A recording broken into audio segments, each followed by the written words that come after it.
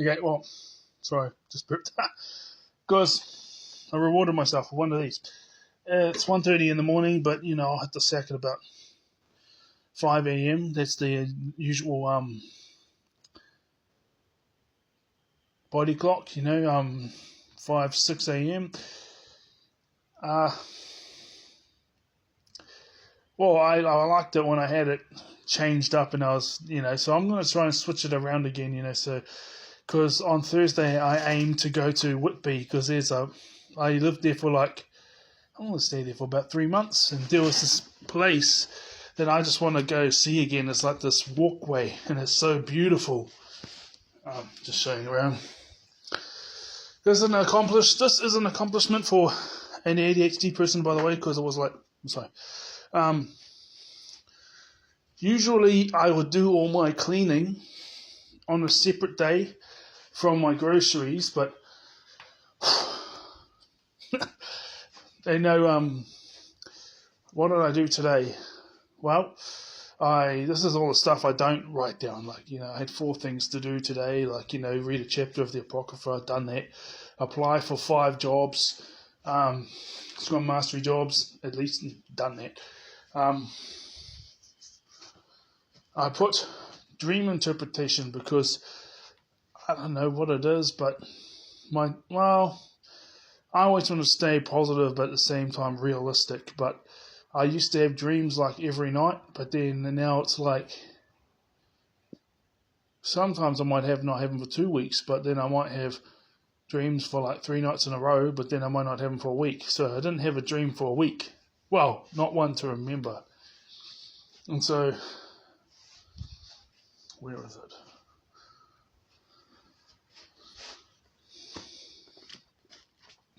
Okay, so I got one of these books here, and I write my stuff in there. So, here's a page. It goes like that. But that pen is where I'm up to on this book. So what I do is I'll write, and this one took 3 pages.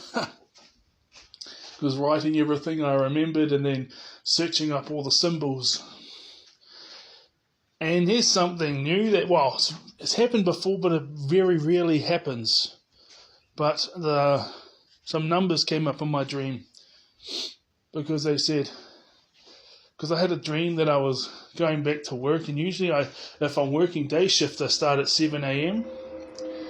And I had this feeling, I was like, oh no, and then next thing I switched scene, and I was at platform 10, but I wasn't in work uniform, and I had a yellow shirt on, which morphed to orange, then to red, and it was switching like that, but their first colour, then it'll go back to the first colour, which is yellow. Then my pants were grey, but then it had morphed into pink, and then flowery, and then back to grey. And then my shoes, they were green, but they would morph into black, and then back to green. And I was like, and I knew that was a dream when that was happening, obviously, and the stranger was in a uniform, smiling at me. Anyway, before I arrived, there was this, the time when the clock said 9:53, and I said, I'm already 2 hours and 53 minutes late. But I wasn't freaked out, because I was like, hang on, aren't I? Stood down, and then when the clothes were switching colours, that's when I remembered that's a dream. That's when I realised it was a dream. And how I just switched scene. It was looking at a clock at a marae. I was at a marae, and the clock changed to, it was 9:53. But I didn't know I was in a marae until later. And then all of a sudden, it was next thing you know, I was at platform 10 at work with those changing colour clothes. But so I put in 9:53, and then I had a switch, and then it was at this it looked like a stadium place, but then I carried on, and then there was a mattress, a bedroom, and it was full of people, and they were yeah, come in here. They knew me, and there was all sorts of ethnicities. But they looked like they were autistic or ADHD, and some of them didn't look like that. They looked normal, but the majority of them in that room looked like that, and there was all beds in there. and half of them were females, and half of them were women, half of them were men. And they said, and I went over and I saw this thing saying hot chips. But they said the price was, but it was at a marae, because I went out the back and there was like this green meadow place, and there was people like yelling not people yelling, but like this lady yelling like, "Come on, the visitors need this, the visitors need that," and all the people that were giving the orders, and people were listening to them about getting mattresses and getting things for the visitors, and the visitors have arrived and stuff, and the people that were giving the orders to everyone else that was listening were all Māoris, and that's when I knew it was a marae, because you got to you go through the whare nui, walk out, and then you have like a bed place, mattress place where you store all the mattresses, you keep them there, for space and everything like that. But you got a whole bunch of, you got like a shed full of mattresses just in case to fulfill the needs of visitors that end up staying there for a couple of nights or maybe even a week. It's really cool, man. Because they customs for family funerals go for a week, so that means that that's the positive side of it, is the family get together, because you might get your because we are affected by the consumerism culture of today. Because I was going to say, I used to say white man's culture, even though I was a white man, but my dad was Māori, so I was connected that way. But when you look at the Vikings and you have a look at how things used to be, it's very similar. Vikings and the Celts, the Scottish and Irish, very similar. Anyway, the price of the hot chips was $27,350. I was like, what? That's got to be a sign.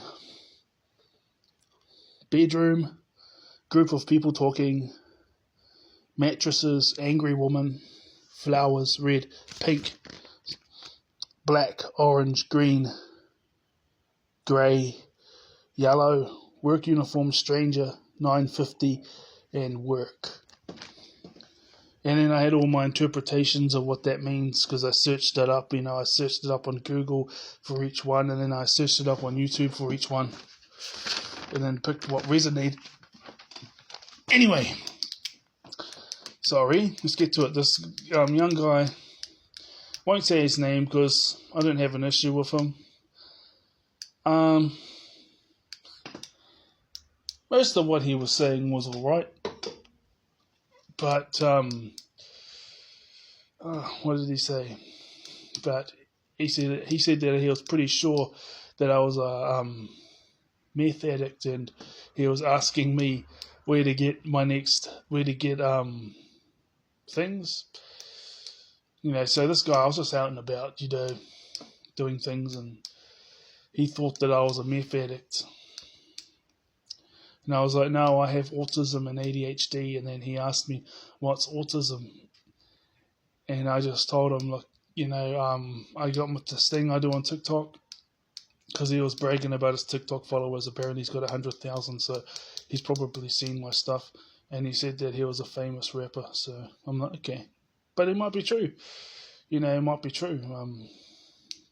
Just because Wellington region radios don't play him doesn't mean he's not famous in other countries through TikTok. I got fans in other countries. You find out that these people in America or Canada or India or something that do videos but talk about the same topic that I'm talking about as soon as I've done it, but they share their point of view, which is the cool thing about it. This guy, that was the annoying thing. He was asking me where I can get this and get that. He thought I was a drug addict, and he wanted me to explain what autism and ADHD was, and I'm about done self-advocating, but now it's self-care. But all these recordings will always be up there. But no, I'm not a drug addict. See you.